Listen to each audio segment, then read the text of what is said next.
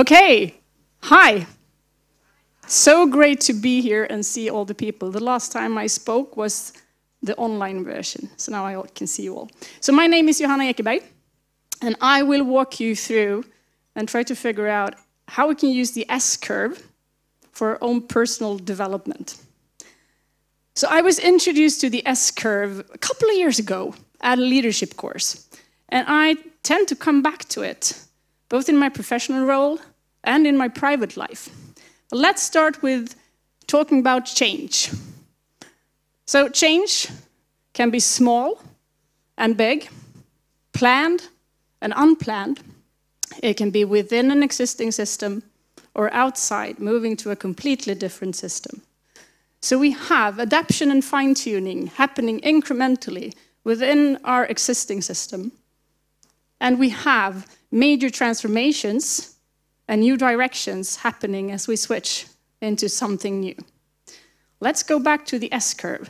And what does the encyclopedia say about the S-curve? Let's see if I remember this or if I have to read. So the S-shaped growth curve, or sigmoid growth curve, is a pattern of growth in which, in a new population, the density of an organism increases slowly initially, in a positive acceleration phase, then increases rapidly, approaching an exponential growth rate, but then declines in a negative acceleration phase until zero growth rate and the population stabilizes. And the S-curve can also be used to look at the growth mapped to time for organizations, ideas, products,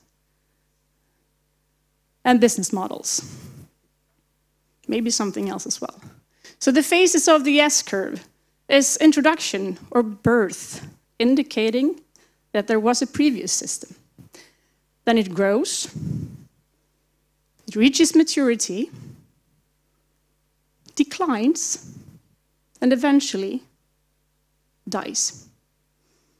But in reaching maturity, there's usually always something else, a new idea. And in the bifurcation between maturity and something new, there's chaos. And chaos indicates it's time for a change, or to prepare for decline and death.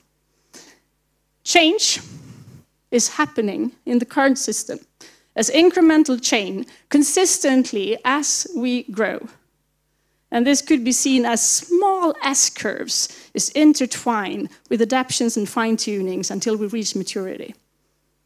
But as we are in chaos, second-order changes, a big leap needs to happen in order for us to jump onto the next thing.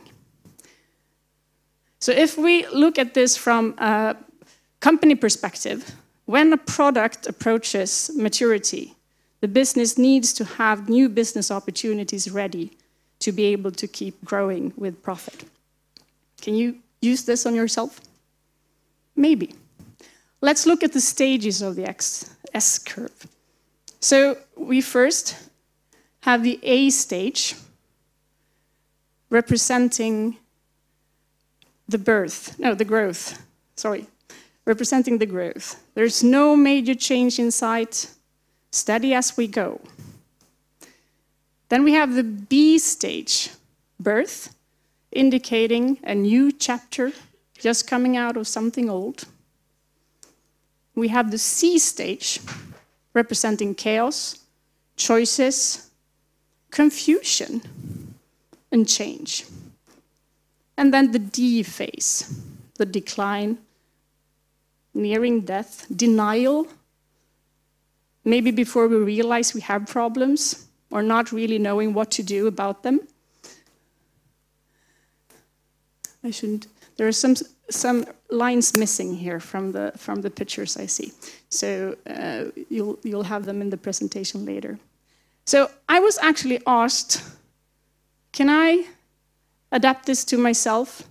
And I need to start out by mapping my life from where I was then back to where I was about 7. and asking questions like, where were my biggest success? When did I feel at the best? What kind of happenings had the most impact? Where were the dark times? And when did I experience failures? And then I was asked to look at this curve and reflect on what kind of behaviors was I exhibiting at the time. So again, slide missing the actual curve, but these not going into detail. But at the age of 37, 38, I was sort of in an area where something was not right. And when I mapped my confusions together with everything I learned about myself, some of the things I learned was that it was very important to me to be true to myself. But I also learned that it was easy for me to lose my core self and prioritize others and others' needs. So it was clear to me that I was in the C phase, sort of having a lot of choices, not knowing what to do, confusion. So what I had to do was accept that denial or decline was not an option for me. And I couldn't solve this by incremental change. You know, nothing small would help. Doing the same thing over and over again and expecting something else would not help. I needed to change systems, both in my professional life and in my personal life. So what to do next? Well, in writing the next chapter in your life, that is one of the ways you can actually find answers without overthinking. So I was asked, what's the intention? What's the purpose of my new chapter in life? What's my path? What are the habits I have to lose? And what am I prepared to sacrifice? So don't think, just let it come.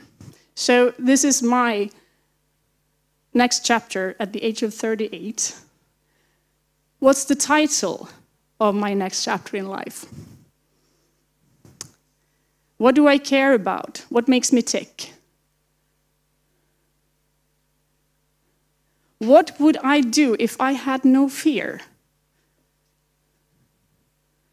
What is it that I always wanted to do, but never had the chance to? What are the signs in my life? What is the inner voice telling me? And what has life prepared me to give? So with this new chapter and some reflection around what are the choices I have to make short term, and what are the crucial conversations I need to have in my professional life, in my personal life, in order to take the next step. And decide when to have them, because there's never a good time. It's now. So what happened? Well, some of the things I learned back then helped me take steps to where I am today. I did quit. I found a new career. I did have the crucial conversations in my private life that eventually made me leave a relationship. I have a farm, but I haven't quit the circus yet because I found purpose. So I think that the S-curve can definitely be used as a tool for us to understand where we're at and what choices we have in our personal and professional development. And it can also help us find the steps to take there. Thank you very much for listening.